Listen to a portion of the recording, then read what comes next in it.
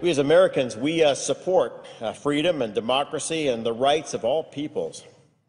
But as Gaza taught us in 2006, free elections by themselves do not make up a democracy. There are times when people are offered a chance to elect party leaders that offer them only one election to affirm a dictatorship. We can also learn from the year 1938 that the dangers of ignoring developments abroad are huge. Now, in the wake of the Arab Spring, we turn away from that region at our own peril. Now, on November 28th, the first stage of the Egyptian elections began, which will inaugurate a new electoral system forming a bicameral legislature. This first stage determines about 30% of 498 seats for the government's lower chamber called the People's Assembly. Before Egyptians arrived at the polls, protesters filled Tahrir Square in Cairo, and as a result, over 40 Egyptians were killed.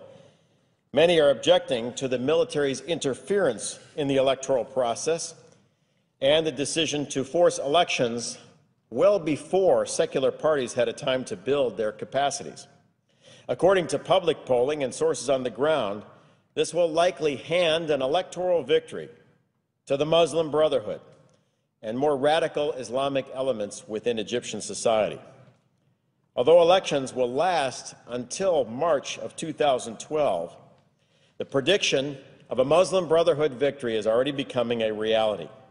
Early data shows an alarming trend of Islamicist domination of the Egyptian parliament. On December 5th, the High Electoral Commission announced that leaders of the Freedom and Justice Party, that's the political arm of the Muslim Brotherhood, had received a plurality of 36% of the vote, while the secular Egyptian bloc had gained less than 12%.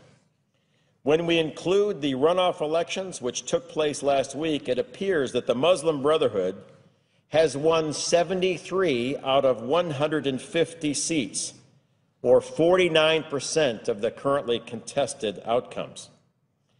This is the same party that led a pre-election rally of 5,000 chanting, quote, "One day we shall kill all the Jews," and another quote, "Tel Aviv, Tel Aviv, Judgment Day is coming." While many expected the Brotherhood to do well, there were other surprises.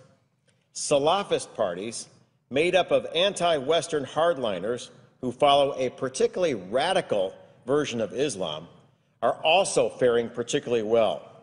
Surpassing predictions, they received 24% of the vote in the first round. Importantly, these elections also included so-called liberal districts of Cairo and the Mediterranean port city of Alexandria.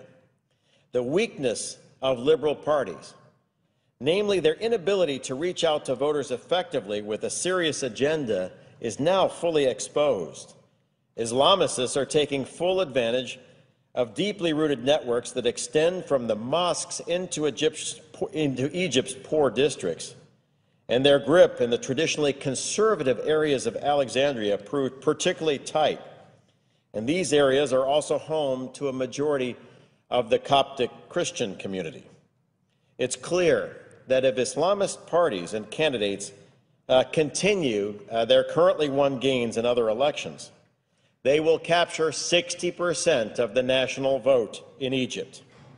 This will situate the new Egyptian parliament around deep ideological differences between Salafis and the Muslim Brotherhood and liberal groups, making the Brotherhood the power brokers between Egyptian left and right. Now, what does this all mean?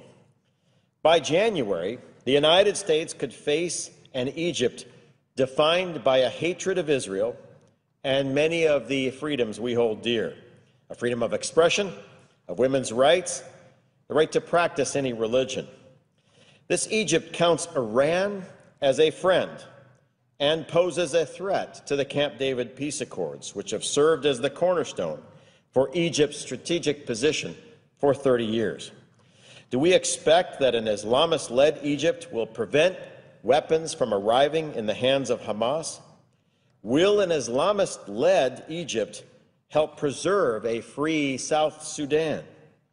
Will an Islamist-led Egypt act to protect Coptic Christians, who make up about 10% of Egypt?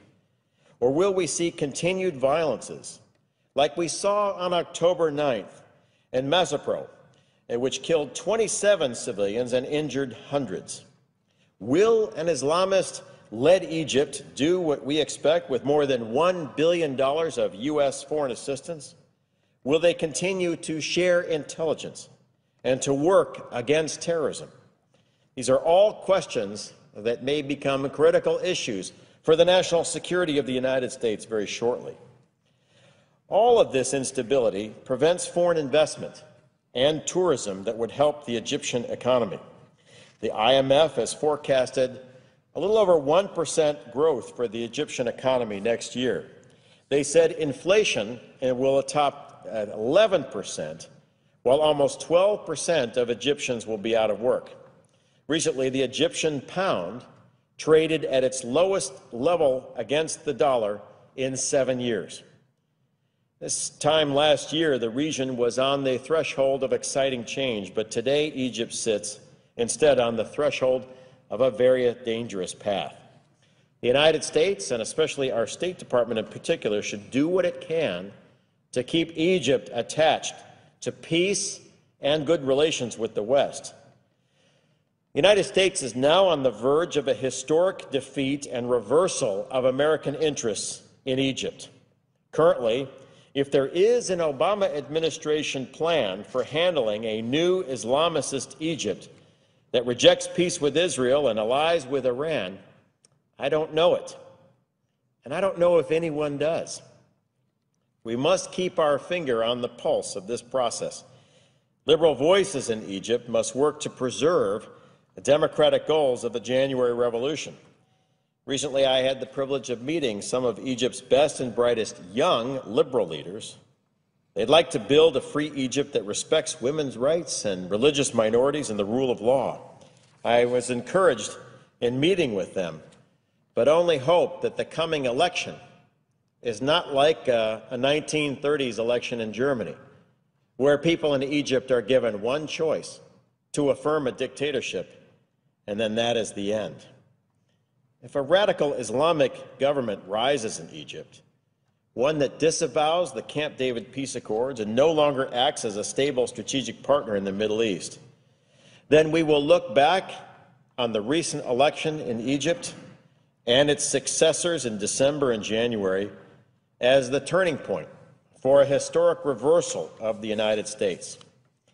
My hope is that the State Department watches this very carefully. My hope is that we have a plan to make sure this critical country stays within the U.S. orbit. But my fear is, given the recent elections in Egypt, we have already lost quite a bit of ground. And if current trends continue, then by the middle of next year, we will have a Muslim Brotherhood government in command of the Suez Canal, in charge of Cairo, the second center of learning in the Arab world, along the border of our Israeli allies, friendly to Hamas, friendly to Iran, and hostile to Europe and the United States. And my hope is, over the holidays, we work very hard and diligently with our allies, and especially liberal forces in Egypt, to make sure that that reversal doesn't happen. And with that, Mr. President, I yield back.